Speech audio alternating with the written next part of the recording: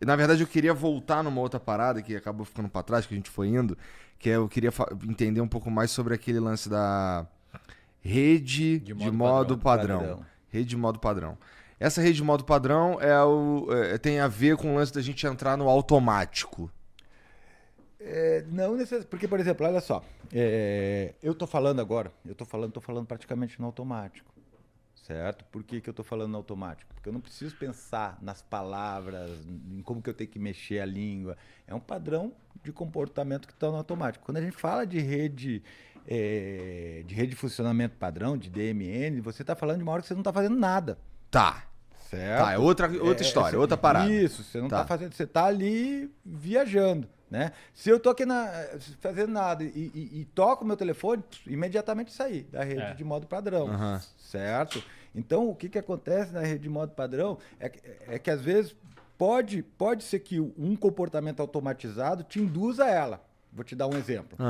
Você tá lendo, você pegou um livro para ler, você leu, tá lendo ali, quando chega na segunda palavra, você já tá viajando. Só que a leitura ela fica no automático.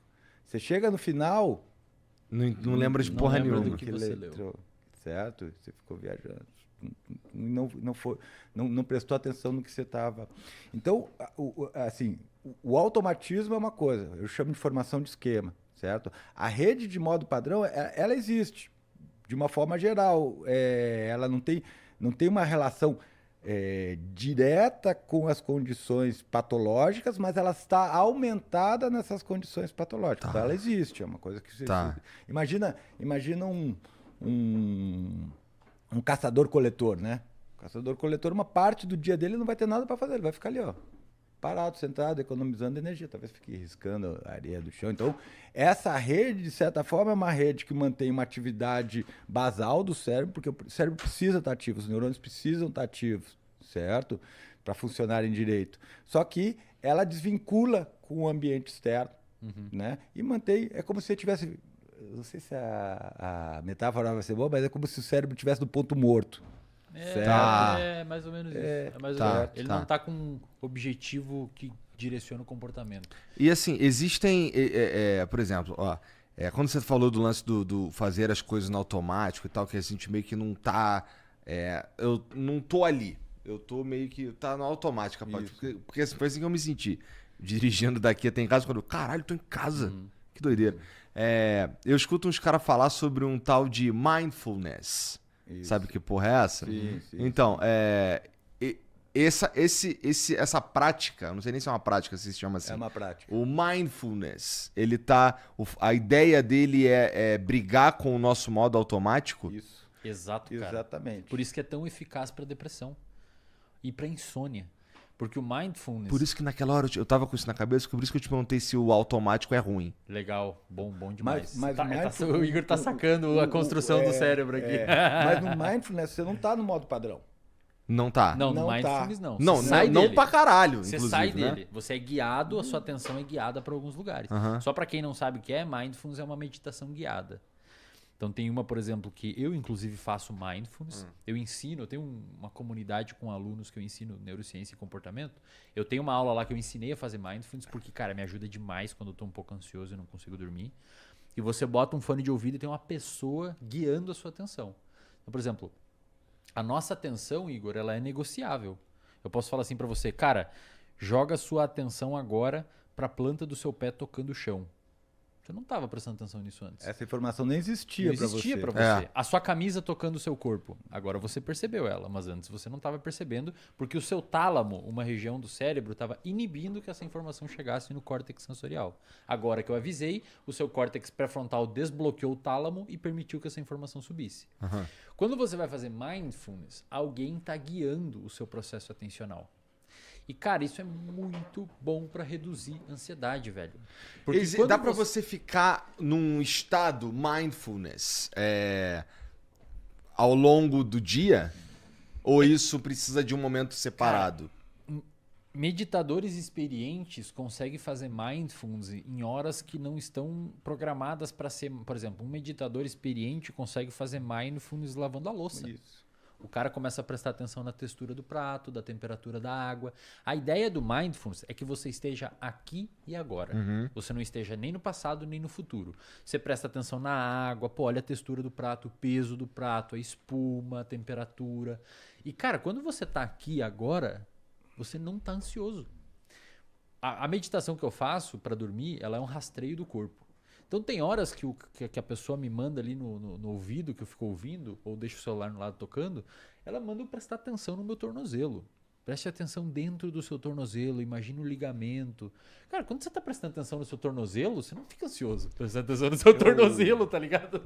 Antes do Mindfulness se tornar uma coisa bem conhecida, né? Porque é cool, é legal. Isso, Mas no começo da década de 2000, eu criei uma técnica que era para trabalhar com ansiedade e TDAH, com respiração, que era tipo uma meditação também, na mesma proposta do Mindfulness, só que não é guiada. O cara faz respiração profunda, ele conta os ciclos de respiração, ele vai contando cada ciclo, inspiração, expiração, até 30, e depois ele conta regressivamente, faz a contagem regressiva. Só que tem um detalhezinho, que é para trabalhar a questão da atenção. Toda vez que ele perder a conta, ele tem que voltar para o último número que ele lembra ter contado. Então geralmente acontece a mesma coisa que quando você está lendo. Daqui a pouco você vê, já está viajando, já perdeu, já não sabe mais onde é. Você tem que voltar para o número atrás. Cara, eu vou te falar, tem uma resposta muito boa com os pacientes fazendo isso, tanto para ansiedade quanto para TDAH, cara. Interessante. Que assim, eu queria falar sobre isso porque é meio moda um pouquinho, assim, é legal, é bonito o cara que faz, que é o Mindfulness, tá ligado? E eu já vi uns caras falando assim, não, isso daí mudou minha vida e o caralho, não sei o quê. E pior que tem muita eficácia científica. Tem muito dado científico mostrando que ajuda pra caramba. Aumenta a atividade do córtex pré-frontal.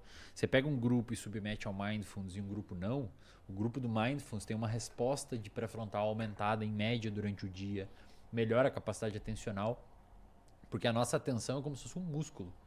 Quanto mais você treina ela, melhor ela tende a ficar. E, pô, e não é como a gente tem o nosso pré-frontal, aquele que você falou que vocês falaram que gasta energia pra caralho, não sei o quê, diferente do modo automático, não sei o quê.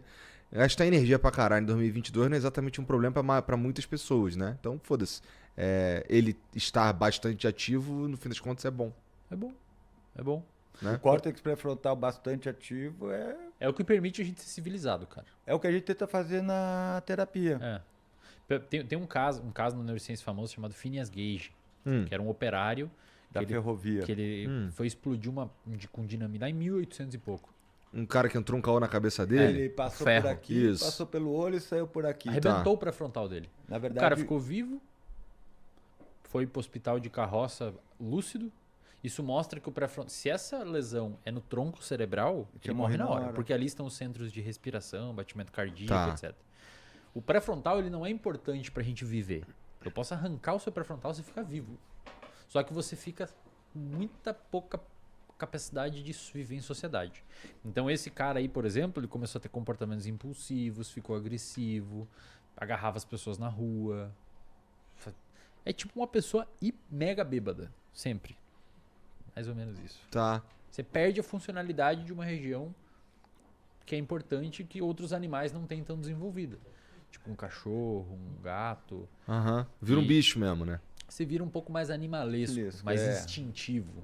Preciso fazer xixi, vou mijar ali no canto do estúdio. Tá. Tá ligado? Não penso... Porque tipo... não é... Ou se eu tiver muito bêbado... Pensa. Às vezes você até pensa. Por exemplo, ele fala, você pode ali fazer xixi no canto. O cara vai ali fazer xixi. Cara, você não sabe o que é errado aí fazer xixi no canto? Sei. E mija, igual. Porque ele não consegue inibir o comportamento. Tem uns estudos, cara. Tem uns estudos massa que os caras fazem. Eles colocam uns eletrodos na testa das pessoas e fazem o que a gente chama de estimulação transcraniana de baixa intensidade. Já ouvi falar nisso. Eles diminuem a atividade do seu córtex pré-frontal por fora da sua cabeça. Ele manda um pulso eletromagnético que desliga. De baixa frequência que desliga. E aí bota o cara a jogar poker. O cara começa a ficar muito impulsivo, cara. Aposta errado, dá win numa hora que não era pra dar. Aí você pergunta pro cara, por que você fez isso, velho? Ele falou, eu fiz porque eu achei que eu ia ganhar. Mas eu sei que eu não deveria ter feito. Ele sabe que tá errado, mas faz. Ô Igor, e sabe o que é interessante disso? Sabe por que o cara fica tão impulsivo e tão irracional? Porque ele perde em parte as conexões dele com os centros da emoção, certo?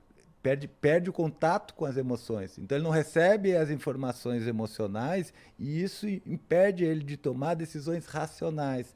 Porque a gente, parece do jeito que a gente está falando, que emoção e razão se opõem aqui. Não, de maneira nenhuma. Elas são uma construção... elas são construções comportamentais para você atingir um determinado objetivo. O que acontece é que o córtex pré-frontal ele melhora a nossa performance em relação a isso, reduzindo o custo e aumentando o benefício, certo? Então é que nem eu costumo usar de exemplo uma discussão, né? Discussão qualquer, com a esposa, com amigos, você começa conversando, explicando teu ponto de vista e tal. Conforme você não vai conseguindo convencer a outra pessoa, você vai se tornando mais impulsivo, vai falando coisas de baixo calão em algum momento. Vai ficando puto. Vai ficando puto, vai aumentando o tônus da amígdala. O tônus da amígdala reduz a atividade do córtex pré-frontal, você fica mais impulsivo, daqui a pouco você, porra, Igor, vai tomar no cu, velho. Não sei o que, daqui a pouco a gente tá rolando aqui em cima. Entendi. Mas os dois estão agindo. A gente começa naquela relação custo-benefício positivo. Ó, Igor, olha só, veja bem, tem isso, tem aquilo. Na medida em que isso não vai funcionando, eu vou aumentando o tônus emocional, aí eu vou me tornando mais impulsivo, até que em algum momento eu esteja com o tônus emocional tão alto e tão impulsivo que eu estou falando coisas que eu não quero e estou prejudicando, inclusive, o objetivo que eu quero atingir. Faz todo